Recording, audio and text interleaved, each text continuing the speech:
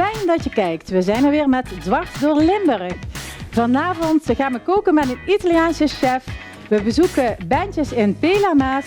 En we worden bijgepraat over de nieuwste films. We gaan weer dwars door Limburg.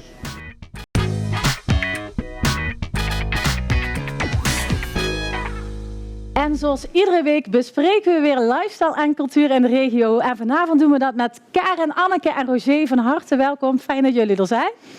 En we beginnen in de bioscoop, want laatst waren er een heleboel dames in de bioscoop. Want er was een Ladies Night. En Roger, jij mocht er ook bij zijn. Ja, dat klopt. Het was Ladies Night met Alles op tafel.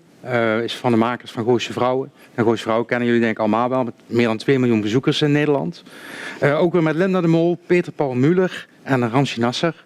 En nou, die Ladies Night was helemaal fantastisch. We hadden 2 avonden helemaal uitverkocht. Met wat lekkere hapjes erbij. En natuurlijk een hele leuke film ook. Ja, ik was er ook bij. Het was echt super geslaagd. Was goed, en wat ik helemaal bijzonder vond, ik zat in die VIP-stoelen. Echt een geweldige uitvinding. Dat maakt de avond nog helemaal speciaal. Dan ga je helemaal lang uit. Over? Ja, ja, heel gaaf. Ja, en we werden ook echt verwend met hele lekkere hapjes. En een heerlijk drankje. Ja, we gaan even kijken. Het is gezellig. Ja. En wat extraatjes erbij, dus dat maakt het bijzonder. Leuk, een avondje uit.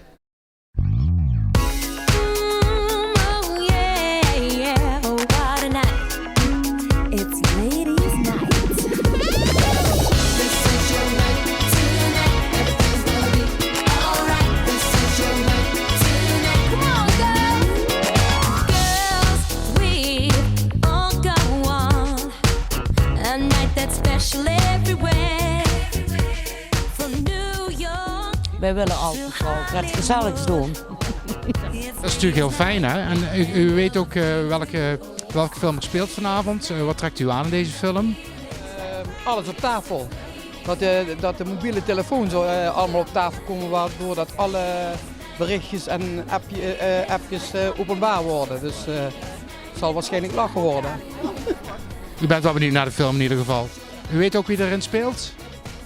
Nee, geen idee. Linda de Mol, de rest geen idee. Nee. Linda de Mol. Valdemar Torenstra. Ja, en hoe heet ze? Vissen, ja, Vissendijk. Kun je niet meer. Ja. En verwacht u veel van de film? Ja, het lijkt me wel een leuke film. Meestal zijn het van de komische films, hè? Ladies Night. Ja. En nou is het een keer met iets meer spanning. Hey, zullen we een spelletje doen? We leggen allemaal onze mobiele telefoons op tafel.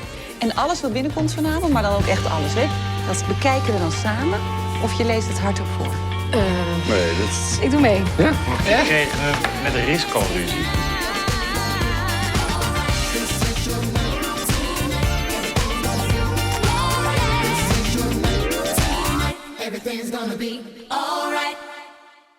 En Roger, is het weer zo'n hit wat we gewend zijn van Linda de Mol?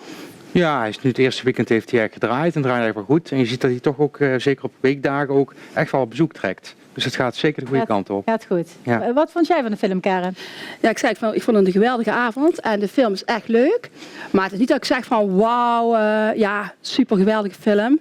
Nee. Ben ik ook heel eerlijk in dan eigenlijk. Maar ja, het is wel de moeite waard hoor. Ik bedoel, maar het is allemaal op 1 avond. Dat is wel speciaal. En, de film speelt zich af op 1 avond. Op 1 avond. Ja. En ja, hoe zou je dat vinden als je alles op tafel, weet je wel? Die telefoons inderdaad op tafel. En ja, wat er dan allemaal gebeurt. Dat is wel interessant. Ja, zeker. Ja. Het is wel altijd heel gezellig op de Ladies Night. Ik spreek uit ervaring. Komt er binnenkort weer eentje, Roger? Ja, natuurlijk. In december hebben we er eentje waarop denk ik iedereen wel zit te wachten.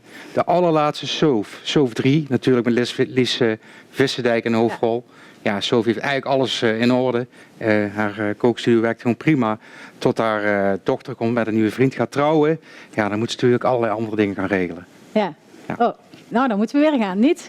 Ja, dat is sowieso een succes, dat weet ik zeker. Ook voor aan jou besteed, Anneke? Ja, zeker. Ik heb er wel zin in. Leuk.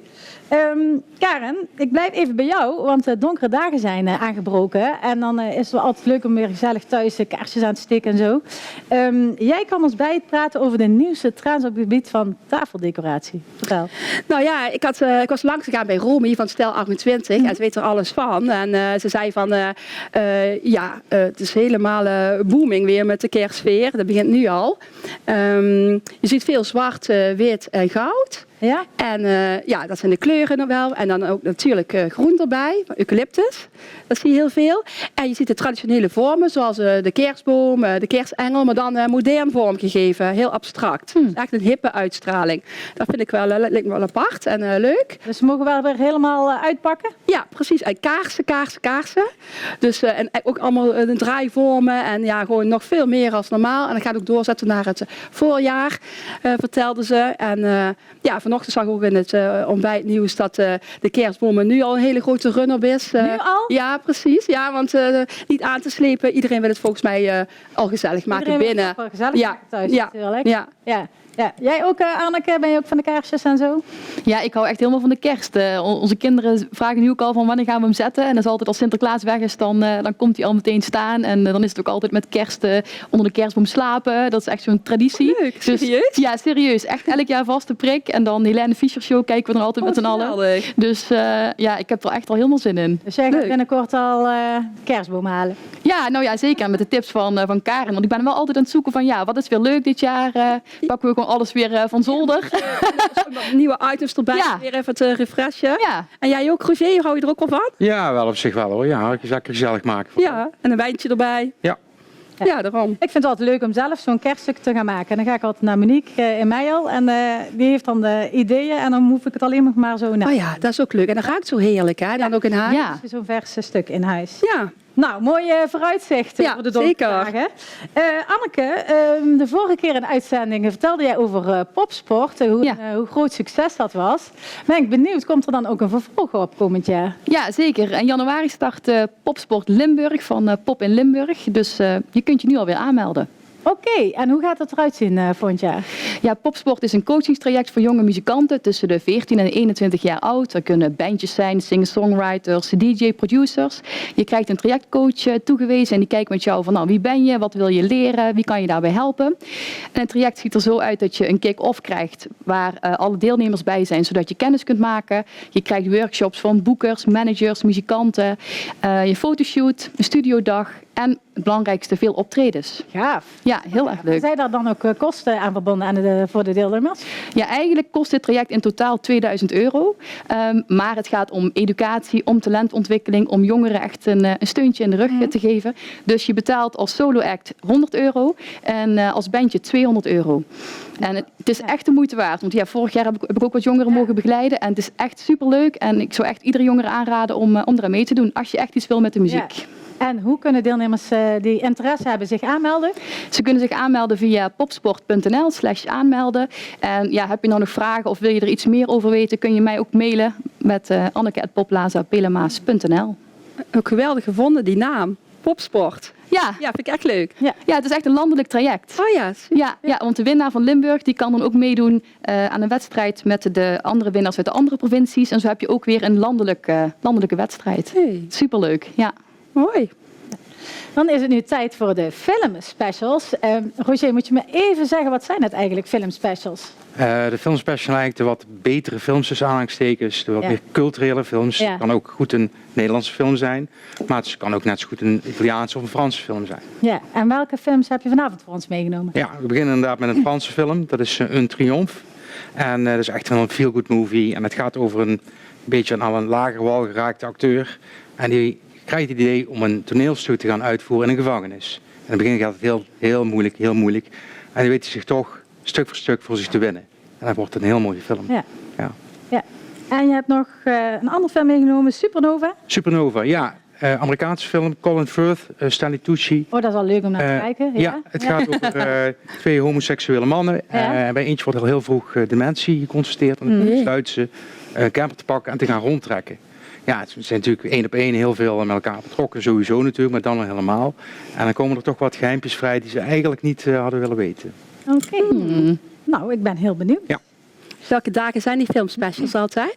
Altijd op maandag en dinsdag. En dan de woensdag erop komt juist dan de derde keer. Oh ja. Ja, mooi. Is altijd hele... Ja, heel mooie films. Een mooie aanrader. Even iets heel anders. Het gezegde luidt 9 maanden op, 9 maanden af. En dan heb ik het natuurlijk over zwanger zijn en weer ontzwangeren. En ook dat ontzwangeren, dat kan wel even duren. En Angelique Koopmans uit Meijel, die brengt haar ontzwangeringsproces heel mooi in beeld via filmpjes en berichten op haar social media kanalen. En Karen, jij ging bij haar langs. Ik zag iets voorbij komen op social media wat me interesseerde. En vandaar dat ik nu in Meijel ben, bij Angelique. Misschien kennen jullie haar wel al van de sportzaak in Panningen, die ze samen met haar partner Roel runt. Maar nu gaat het over iets anders. En stel jezelf eens even voor aan de kijkers, Angelique. Ja, ik ben Angelique Koopmans en ik woon inderdaad in Meijel. Samen met Roel. En ik heb 2 kinderen, Sophie en Lef inmiddels. Nou ja, ik ben zwanger geweest en vanuit daar...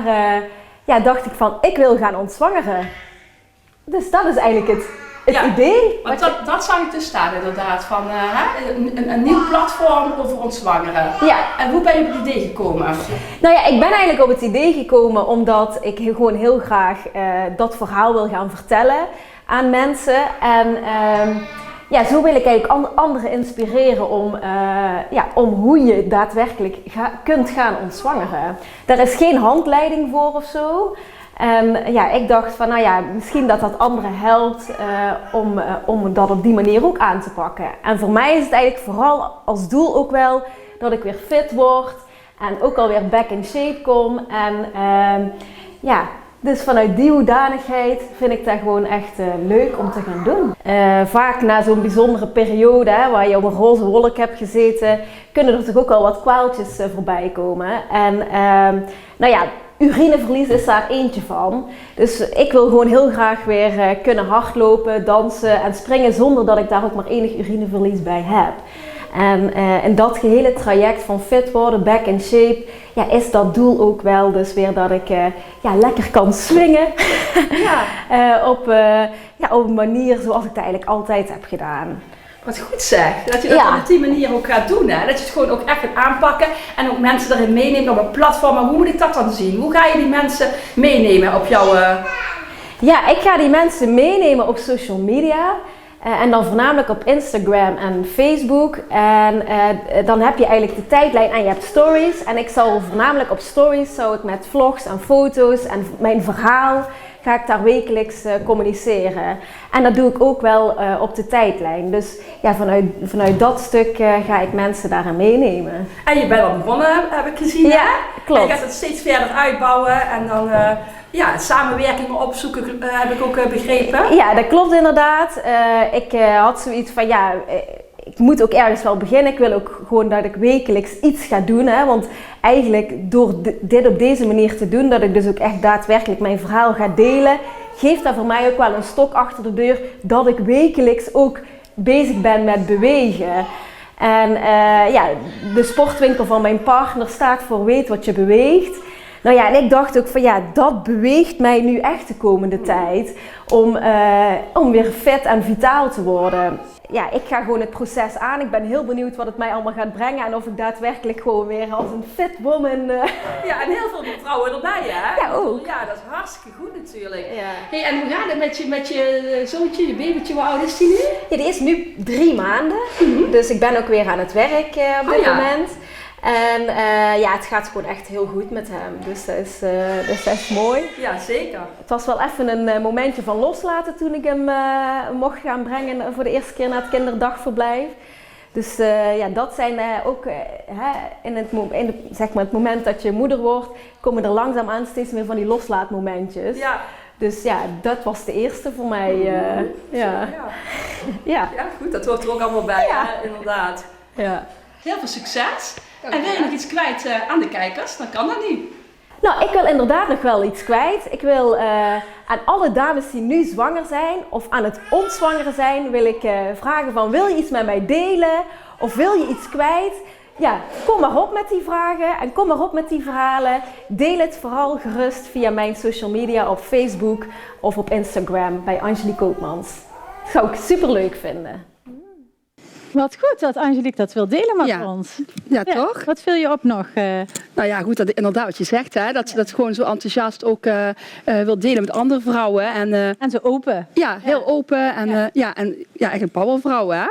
Hebben jullie die ervaringen ook van het ontzwangeren? Nou, ik vind het wel mooi dat het er is. Want ik kan me nog herinneren toen ik aan het ontzwanger was van onze tweeling. Dat ik soms best wel ooit vragen had van, heb ik nou meer hormonen in mijn lijf? Moet ik daar nu iets anders aan doen? Of hoe ga je daarmee om? Zoveel, ja, wel of niet, weet je wel. Ja, precies. Dus ik vind het een goed initiatief. Ja, leuk. En ervaringen delen en met vrouwen onder elkaar. En, ja. Heel goed, dus je wordt altijd heel erg voorbereid op het zwanger zijn. En op hoe moet je dan zo'n bevalling ingaan. Ja. En dan dat je daarna al je haren gaan uitvallen en allemaal kwaadjes krijgt. Dat moet je dan daarna maar verliefd Precies. En weet je denkt van, ik moet alleen een roze wolk hebben. Alles wat anders is, dat is dan misschien, het hoort niet of zo. Dus praat ik er maar niet over. Dus dat nu open besproken kan worden, is natuurlijk helemaal goed. Ja, heel goed. Fijn zelfs. Angelique, keep up the good work. Ja, zeker. Zeggen. We gaan je volgen. Wij gaan over naar Sinterklaas. Heel iets anders. Hij is weer onderweg naar Nederland. Helemaal te volgen op het Sinterklaasjournaal. Er zijn dan natuurlijk ook weer bioscoopfilms over Sinterklaas. En Roger bracht voor ons in beeld. Sinterklaas maakt zich klaar voor de grote reis naar Nederland. Bijna tijd om weer te gaan. Deze Sint, hij komt eraan. Voor een heel gezellig feestje is dat all you need. Sinterklaas die heeft een kamer vol cadeautjes. En zit er ook in bij voor jou. Maar ondertussen wordt in de gevangenis een oude bekende van Sinterklaas vrijgelaten. Genoeg is genoeg. Wij gaan voor goed afrekenen met die ellendige Sinterklaas. Die deur zit potdicht. Ieder kind vraagt zich wel eens af waar het kasteel van Sinterklaas in Spanje staat. De plek is geheim, die gaan we echt niet vinden. En de Pieten die hebben het veel te druk met de voorbereidingen. Daar woont ook de beste vriend van het paard van Sinterklaas, Pony. Linkerhand op geel. Lekker bezig. En Pietje Fernando mag het hele jaar voor hem zorgen. Goed, Fernando. Jij bent dit jaar mijn sleutelpiet. Deze Piet mag voor het eerst mee naar Nederland. Jongens, we gaan vertrekken. Maar wat als je de boot mist en de gouden sleutel nog hebt? We zijn Fernando vergeten. Vergeten? Nou. Roger, het zal wel weer helemaal druk zijn bij jullie nu, of niet? Ja, het loopt alleen maar toe inderdaad met Sinterklaasfilms en ook de spanning natuurlijk naar de cadeautjes lopen toe. Ja. Maar je ziet inderdaad, de film Groot Sinterklaasfilm, Tramland in Spanje, de eerste trailer, is heeft nog een gouden film, dus al 100.000 bezoekers. Ja. Is dat die film ook waar Peter R. de Vries in zit? Even nieuwsgierig? Ja, klopt. Klopt. Het was wel even ik dacht, ik hoorde me, ik denk, het zal even stil zijn in de bios. Het was wel even. Dat was zijn laatste bewegend beeld wat hij... ook alweer een mooi eerbetoon misschien. Ja, mag hem natuurlijk niet vergeten. Dus, nee, daarom. Mooi dat hij in de film zit. Roger, wordt er nog iets leuks georganiseerd rondom de Sinterklaasfilms? Ja, komende zondag hebben we inderdaad een high tie doen we dan. En dan krijg je een leuk bordje met wat zoetigheden, maar ook zeker gezonde hapjes. Voldoende ranja voor de kindjes. Ja. En dat doen we bij de Sinterklaasfilms. Ja. Anneke, iets voor jou om naartoe te gaan? Of vinden die bij jou thuis niet meer leuk? Nou, onze jongste, Kiki, die is 5. En die vroeg inderdaad deze week van waar woont Sinterklaas eigenlijk in Spanje? En hoe ziet dat er dan uit? Dus ik weet wel waar ik met haar naartoe ga. Leuk. Jouw jongste ook nog, Joyce? Nee, net ik denk niet dat hij nog... nee. Wel pakjes, maar... Cadeautjes. Anneke, ik blijf even bij jou, want jij hebt weer tips over de nieuwste muziek uit de regio. Ja. We beginnen bij Sandy Bloem. Zij heeft een nieuwe cd uitgebracht. Ja, dat klopt. Sandy Bloem is het soloproject van Sandra Peters, voormalig zangeres van Female. En zij staat met haar band op 21 november in het poppodium Grenswerk voor haar albumpresentatie A Different Day. En wat wel leuk is om te noemen is, ze werkt daar samen met verschillende artiesten, waaronder Tren van Enkevoort van Rauwenhezen en Ton Engels, singer-songwriter. Dus ik zou zeggen, als je tijd hebt, dan bestel zeker nog kaartjes bij Grenswerk voor haar presentatie. Sandra vertelde er pas over in Rob's platenkast. We gaan even kijken. Ik heb gitaarles gehad van Ton Engels bijvoorbeeld. Ja. En Ton was een van die mensen die mij zei van, je moet in principe overal over kunnen schrijven. Je moet de krant openslaan en gewoon, dit moet het artikel zijn, daar moet je iets over gaan schrijven.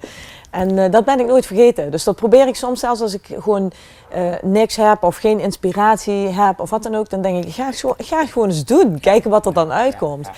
En soms is het niks. Heel vaak is het niks, maar ja, soms zit er wel iets tussen. En daar heb ik nog steeds plezier aan. En dat wil ik gewoon ook graag blijven doen. Dus, Ja, heel mooi om Sandra zo te zien. Ik ken haar nog inderdaad als zangeres van Female toen ze op het podium stond bij Palladio. En ik achter de bar. Wat leuk. Ja. En echt mooi om te zien hoe ze nu groeit als artiest. Ja. Je hebt nog meer muziek voor ons meegenomen, Anneke. Ja, dat klopt. Drummer Hans in het Zand heeft meegewerkt aan een cd van Marcel Koenen, een bekende gitarist uit Weert. Het album heet Guitar Talk en hij heeft op 10 van de 16 nummers meegespeeld. En het album wordt door het Finse label Lion Music uitgebracht wereldwijd. Dus, wereldwijd. Heel bijzonder. Ja, zeker. Ja. Die ken jij zeker uit Weert, of niet? Ja, ik ken Marcel Koenen wel, ja. En die vroeger ook best wel bekende bandjes gespeeld en wel eens live gezien. Ja. Ja. Nou, dan hebben we ook even een fragmentje. Leuk.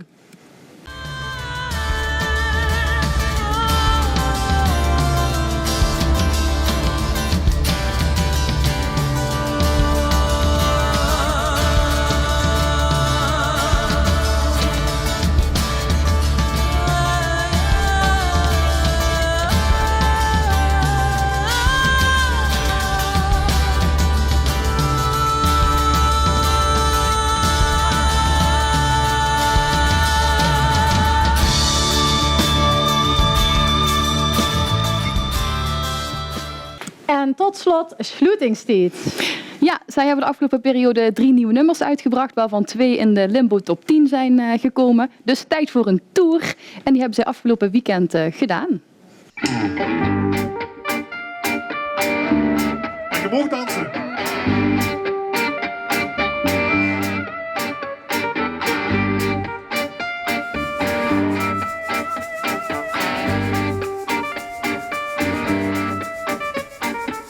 De show is alweer voorbij. Ik ben kapot en lekker leuk. Ik ben content en vul mij blij. We hebben een tour gemaakt vandaag.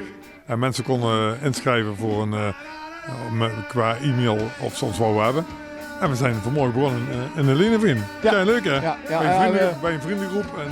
En dat uitnodigen hebben we een themaatje aangekoppeld. Hè? Ja, we zijn bekend onder de naam Slutingstijd. En de mensen konden dus insturen en dan daar een thema aan koppelen, ook wat betreft Slutingstijd. Hè? Dus bij Heleneveen was het bijvoorbeeld het sluiten van een weekend. Hè? Ja, ja.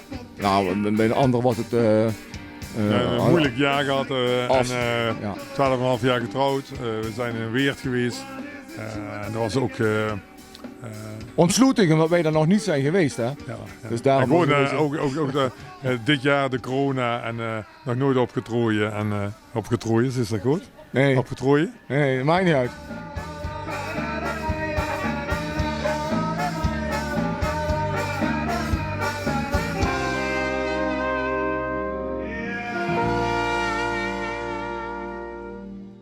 Deuren gingen open en we hebben een hele grote aanhanger bij ons, waar dus de installatie op staat opgesteld. Staat hierachter? Staat hierachter. En we hebben een hele grote bus ervoor van onze geluidsman en dat is een totale hele grote regiekamer, zeg maar. Alles in eer, dus we hadden kabelloos. Deur ging ook bij de pool en hup, de mensen buiten. Een groot feest. En dat was op die andere plekken hetzelfde. Super. Dam dam dam. Ja da da da da da dam dam dam da da dam. Ja da da da dam dam dam da da dam. Ja da da da dam dam dam da da dam.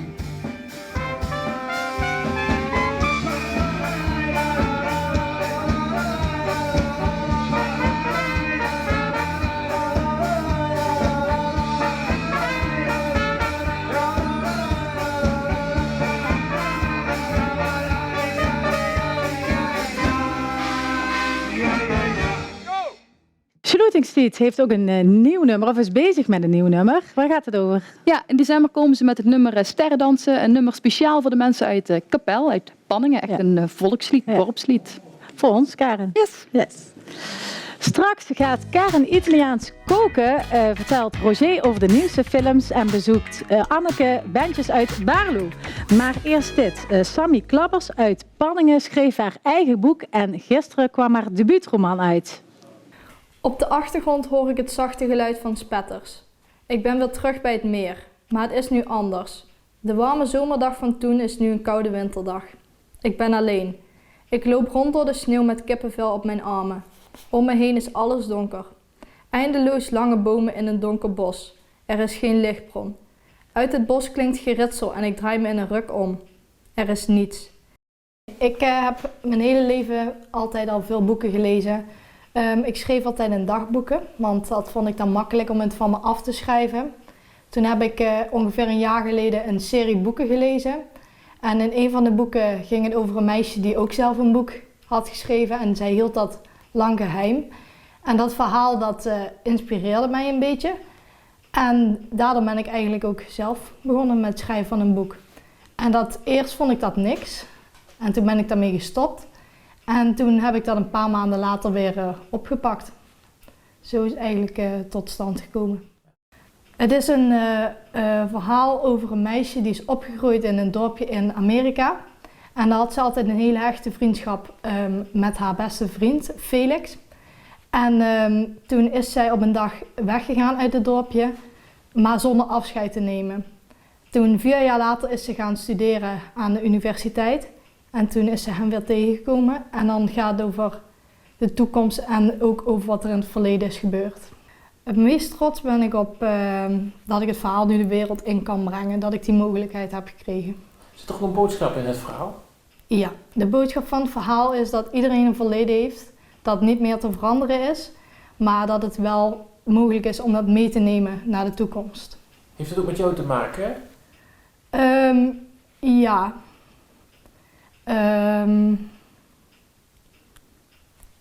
Iedereen maakt dingen mee. En hoe je daarmee omgaat, laat je dat dan de toekomst beïnvloeden of neem je dat ergens als een soort kracht mee? Ja. Ja, dat overlapt ook een stukje met mezelf, ja. Ga je door met schrijven? Ja, zeker. Ik had tijdens het schrijven wel het gevoel dat ik heel veel wilde vertellen en daarom heb ik er ook voor gekozen om van deze serie 4 delen te schrijven. Die gaan niet alle 4 over dezelfde persoon, maar bijpersonen uit dit boek worden dan hoofdpersonen in een ander boek. Weer een geluid achter me. Nu zie ik wel iets. Ver weg in het bos loopt iets. Iemand. Ze loopt op me af. Ze komt steeds dichterbij. Ik roep haar, maar ze hoort me niet. Ik ren op haar af. Onzichtbaar. Ze zet langzame stappen richting het meer. Steeds dichterbij.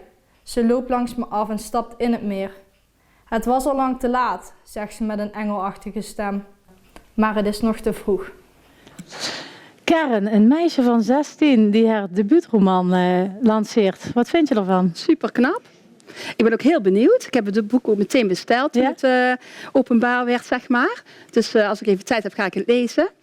Ik had ook die podcast van haar geluisterd, van Eerlijk. En dan vertelt ze ook inderdaad, wat ze ook in een video vertelt, zo van de dagboeken schrijven, heel veel lezen. Dat vind ik wel herkenbaar bij mezelf. Ik heb het ook altijd gedaan. Ja. Alleen, ik was natuurlijk geen 16 toen ik een boek uitbracht. Dat heeft bij mij veel langer geduurd. Dus enorm veel respect en hartstikke leuk natuurlijk. Super knap. Ik ben ook echt heel benieuwd. Ja. Ik ga het ook kopen. Mooi. Karen, we blijven even bij jou. Want jij had het wel over het samenstellen en schrijven van een boek. Maar hoe zit het eigenlijk met jouw kookkunsten? Ja, je zei net van Karen gaat koken. Nou, Karen gaat niet koken. Die Italiaanse chef die gaat koken, inderdaad. En ik heb daar ook goed over nagedacht. En mijn man is kok, dus die heb ik daarop uitgezocht natuurlijk. Hoef ik nooit te koken. Nee, en die kan heel lekker koken. Ik weet het uit ervaring. Nou, dus wat dat betreft zijn mijn kookkunsten niet zo spectaculair. We hebben wel onze beide talenten zeg maar, nu samengebracht. Mijn man kookt en ik schrijf. En nu zijn wij samen een kookcursus te schrijven voor een bekende thuisstudieorganisatie. Dus dan kunnen we toch wel de krachten bundelen. Superleuk. Ja. En nu gaan we Italiaans koken. Ja, klopt. Ja. Ik was in Helden bij restaurant Luena. En die hebben de Italiaanse chef Marco. En die neemt ons mee in de Italiaanse keuken. Ik ben heel benieuwd. Nou. We zijn in Helden bij restaurant Luena, waar chef Marco met ons gaat koken. Laat je inspireren.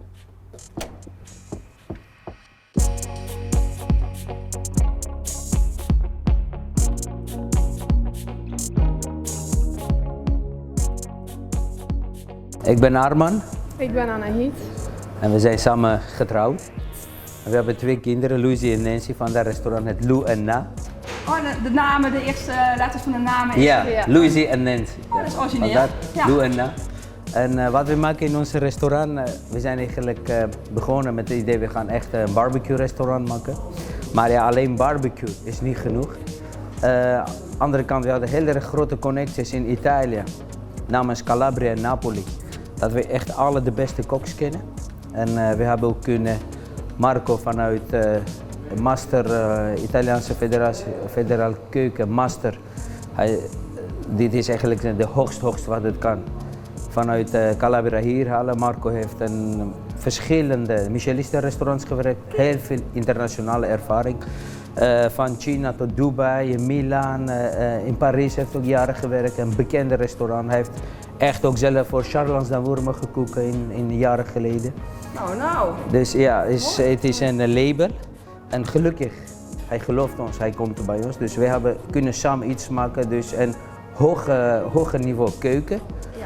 En plus daarnaast, ja, de oven moet kloppen, houtsoort moet kloppen, temperatuur in de oven moet kloppen en de pizzabakker moet kloppen. Ja. We zijn van Groningen tot Maastricht bijna alle Michelin-sterrenzaak geweest, gewone zaak geweest, alles geproefd. Natuurlijk zijn er prachtige restaurants ook geweest. Ja. En ik heb gisteren Marco gevraagd, kan je iets maken voor Nederland? Hij was bezig met onze kerstmenu, want we gaan hier een kerstdinershow organiseren. Ja. En hij zegt, bedoel jij voor kerst? Ik zeg, nee, want morgen hebben we een opname, we moeten een cadeautje geven aan Nederland. Hij zegt, weet je wat is mij opgevallen? In Nederland, ik heb nog geen echte carbonara gezien. En carbonara hebben we nog niet eens in onze menukaart, die komt in onze volgende restaurant die we bezig zijn in Noord-Limburg. En dus Marco gaat vandaag echt die geheimen van echte carbonara voor onze mensen laten zien. De pasta carbonara, dan gaan we jullie even de ingrediënten laten zien. Marco. Uova. De eieren komen uit de boeren, dit zijn verse eieren. Spaghetti maken we normaal. Alleen voor de thuiskijkers doen we nu even die pasta, dan is het makkelijk het recept thuis voor te bereiden. Zwarte peper kennen we allemaal. Guanciale. Guanciale, dat komt uit Toscana. Dat zijn de wangen van de varken. En Pecorino. een pecorino, ja, is Italiaanse kaas, dat kennen we allemaal. Nou, Marco snijdt nu de guanciale. Ja. En voor thuiskijkers, ze kunnen ook in plaats van guanciale kunnen ze gerookte pancetta gebruiken. Dat is makkelijker te vinden. Ongeveer 50 gram guanciale, zonder olie, gaan we bakken. 2 eieren voor 4 personen. Fredda, sono grosse. Dat is de crème van carbonara.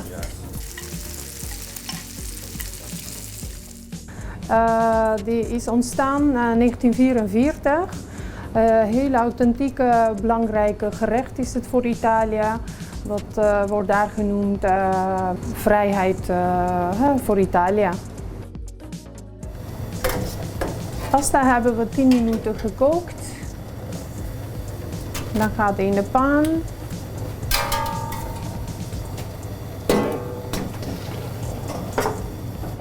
Twee minuten een beetje water bij. De pasta doen we nog even doorkoken. Dan komt zeg Marco, de zetmeel van de pasta komt los. Dan wordt het een beetje cremig, niet heel droog. Dat hoort ook bij carbonara. Het moet een beetje cremig zijn, de pasta. Ja, kijk, daar komt hij los. Eieren kasmengsel gaat erin.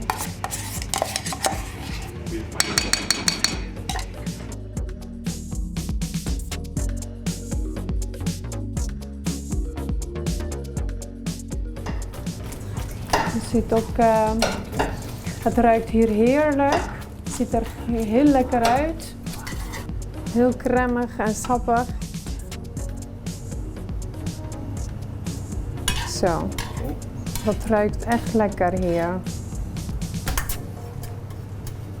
Ja, en dan wordt het afgemaakt met verse geraspte kaas, pecorino. En als laatst gaan de stukjes guanciale op.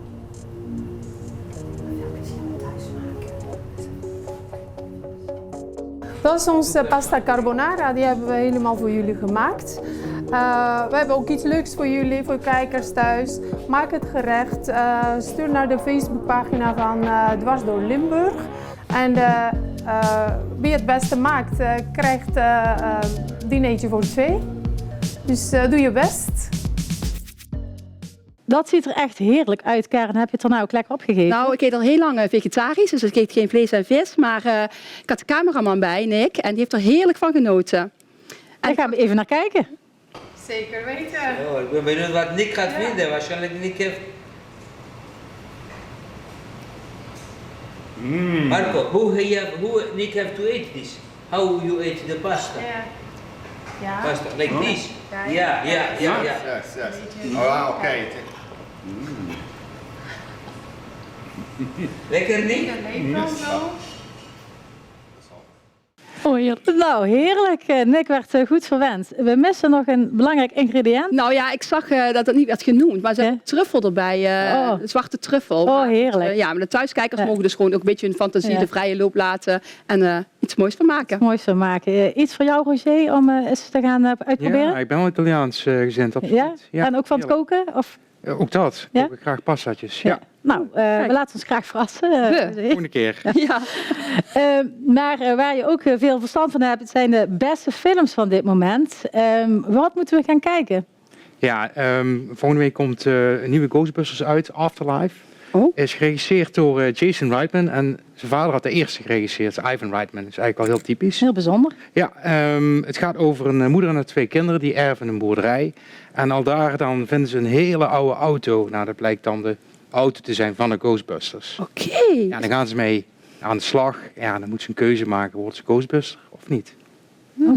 Is dat die Ghostbuster van vroeger al, die film? Uit 1984 was de eerste. Kijk, dat weet ik nog. Heel Ja. goed. Ghostbusters. Yes, who you gonna call? Iedereen kent het nog. Ja. En dan Spencer. Ja, dat is natuurlijk wel fantastisch, denk ik. Hebben jullie The Crown gezien? Ja, en dit is ook volgens mij helemaal mijn film. Helemaal geweldig, toch? Ja, ik denk het wel. Ja, het gaat over Lady Di. Het is fictief, maar wel geïnspireerd. Het speelt zich af met kerstdagen. Hoe gaat ze om? Ze komt er net in huis. Nou, ik denk dat hier een toekomstige Oscar-nominatie staat. Ja. Kristen Stewart is geweldig als Lady Di. Dus ga hem echt zien. Ja, ik zag dat voorfilmpje. Ik denk eigenlijk wel waanzinnige actrice. Hè? Ja. En zo knap. Absoluut. Heel bijzonder. Nou, er zijn nog veel films die we moeten gaan kijken. krijg het druk, hè? Ja. En muziek. Ja. En, We krijgen het heel druk. En dan hebben we ook nog André Rieu.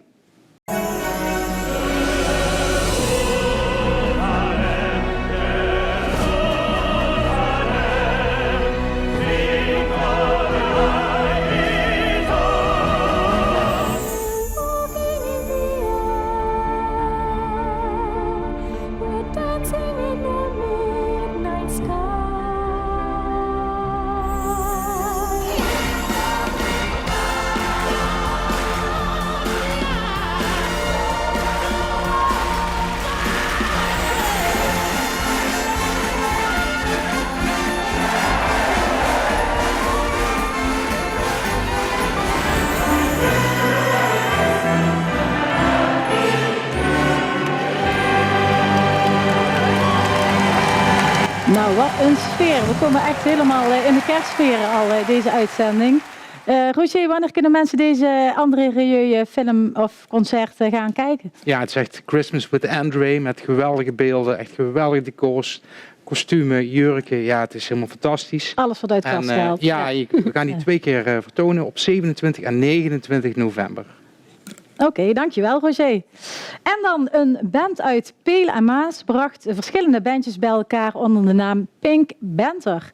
Anneke, jij was erbij. Ja, ik was erbij vorige week zaterdag bij Shiwa. Een superleuk initiatief van een pop-punkbandje uit Kessel en omstreken die zoiets hadden van we hebben al zo lang niet meer kunnen spelen. We willen graag podiumervaring opdoen. Maar ja, we hebben nog niet echt een heel avondvullend programma. Weet je wat? We nodigen een aantal andere bands uit en we maken er gewoon een toffe avond van. En ja, het was echt superleuk. Ik heb echt enorm genoten. Vandaag zijn we bij Shiwa in Baarlo voor het evenement Pink Panther. Een avond vol punk, grunge en popmuziek. Wat het evenement nou precies inhoudt, waarom het georganiseerd is en door wie, daarover praat ik met de organisatoren van deze avond, namelijk F Sharp.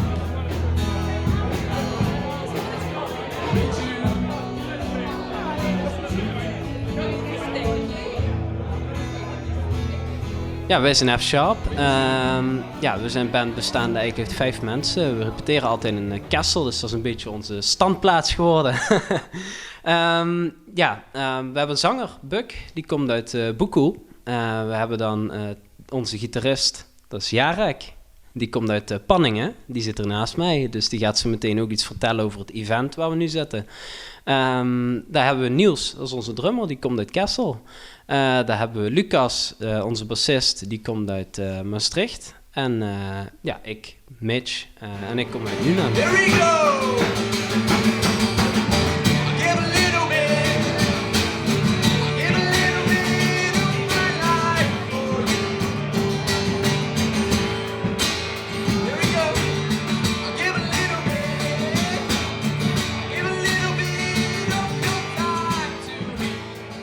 Eigenlijk op het idee gekomen zijn is dat we vanwege corona gewoon eigenlijk weinig events hadden waar we naartoe konden. Al helemaal voor onze muziekstijl waar we veel mee spelen, dus punk, grunge, hardrock, dat soort dingen. We merkten dat er gewoon weinig was. En nu met corona, dat die maatregelen wat versoepeld zijn, zagen we eigenlijk een opening om wat te gaan organiseren. Ja. Nou, we hadden ook wel aardig wat mensen in de omgeving die we kennen die ook in een band spelen. Dus zo kwamen we eigenlijk op het idee om het te organiseren. Ja, superleuk. En er zijn 5 bands vanavond die optreden. 5 bands. Kun je eens wat meer vertellen over de andere bands? Ja, 5 bands, dus inclusief ons. Dus 4 andere bands hebben we dan. De openingsact is A Brand New Riot. Dat is eigenlijk een Paramore tribute band is dat. En onze drummer is daar ook de drummer van. Dus hij zit eigenlijk in 2 bands. Vervolgens hebben we een akoestisch duo, dat heet Vijn. Dat is van de broer van onze bassist. Dan zijn wij. Vervolgens hebben we Sidewalk, dat is ook weer een akoestisch duo. Die komen uit Panningen en de omgeving komen ze. En als afsluiter hebben we Velosse, wat dan een connectie via Mitch was. Ja, dus jullie zijn lekker aan het netwerken. Ja, best wel eigenlijk. Ja, wat goed. Ja.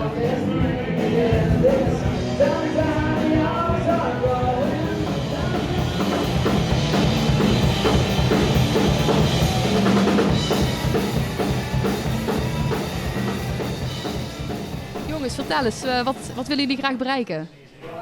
Het is een beetje begonnen dat wij onszelf meer willen ontwikkelen als muzikant. En we willen onze vrienden en andere bands die wij kennen, die willen we daar ook maximaal de possibility toe geven. Of hoe zeg je dat in het Nederlands?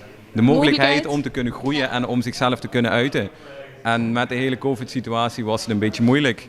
En we hebben het allemaal een beetje lastig ermee gehad. Maar daarom is het juist leuk om daar mensen een beetje harder in de riem te steken en toch iets leuks te gaan opzetten.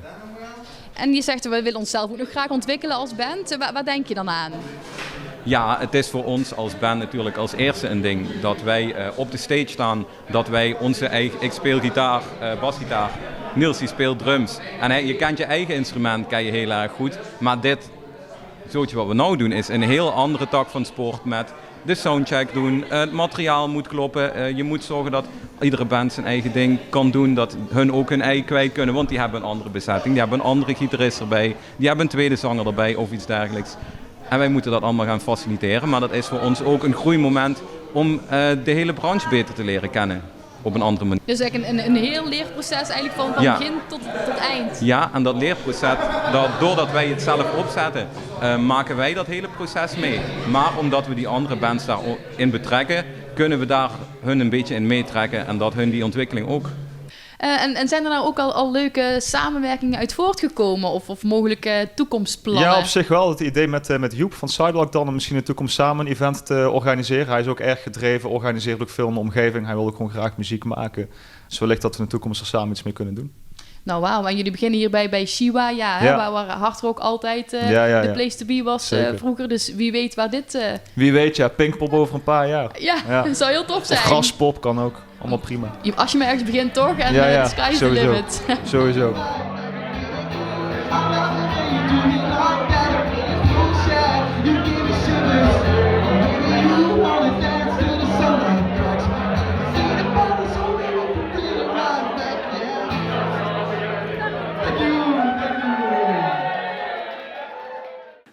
initiatief, Anneke. Was ook een leuke sfeer daar. Ja, het was echt keigezellig. Ik heb echt enorm genoten. Ja, iedereen had er natuurlijk helemaal zin in. Ja, precies. Ja. En komt er nu ook weer een vervolg hierop? Ja, ik heb begrepen dat ze in januari bij Café Pierkal bezig zijn met een soort van vervolg. Met de volgende. Ja. Nou, heel leuk.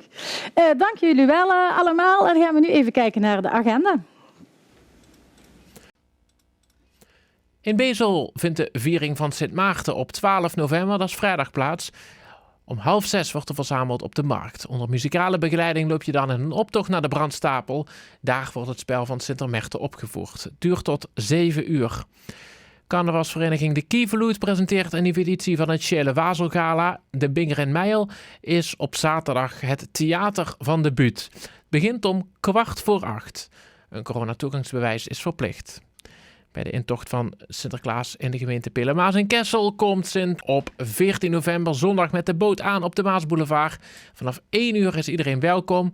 Wanneer de Sint is aangekomen, zal hij dan de tocht omhoog lopen naar het plein. Er is geen bijeenkomst meer in de kerk. En ook komt Sinterklaas zondag aan in Venray om 2 uur.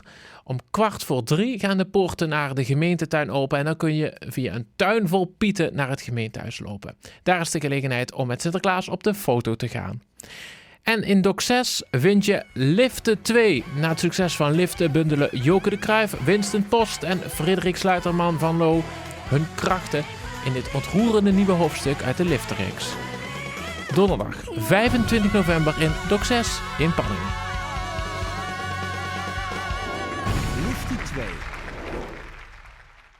Dat was het dan weer voor deze week. Dank jullie wel allemaal voor jullie bijdrage. Heeft u nou ook een tip voor de agenda? Mail die dan naar ons naar dwarsdoorlimburg@omroeppnm.nl. Dat was het voor vanavond. Tot ziens. Tot Dwars door Limburg.